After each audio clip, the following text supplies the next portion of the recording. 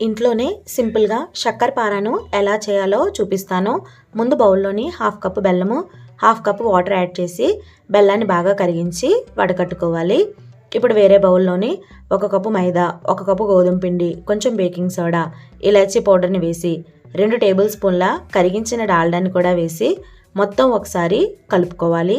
మనం ముందుగా కరిగించుకున్న బెల్లం నీళ్ళను కూడా వేసి మెత్తగా చపాతీ ముద్దలాగా కలిపి 15 నిమిషాలు పక్కన ఉంచుకోవాలి.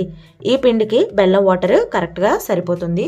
15 నిమిషాల తర్వాత ముద్దని 2 భాగాలుగా చేసుకొని ఒక ముద్దని కొంచెం మందంగా చపాతీ కర్రతో రౌండ్గా చేసి ఎడ్జెస్ను కట్ చేసేయండి. చూపిస్తున్న విధంగా స్క్వేర్ షేప్లో కట్ చేసి ప్లేట్లోని తీసుకోవాలి. ఇప్పుడు బాగా మరిగిన ఆయిల్లో వీటిని వేస్తే పైకి తేలుతాయి. అప్పుడు మంటని మీడియం ఫ్లేమ్లో పెట్టి గరిటెతో కలుపుతూ ఈవెన్గా ఫ్రై అవనిచ్చి తీసేసుకోవడమేనండి. అచ్చు బయట కొన్నట్టే ఉంటాయి. ట్రై చేయండి.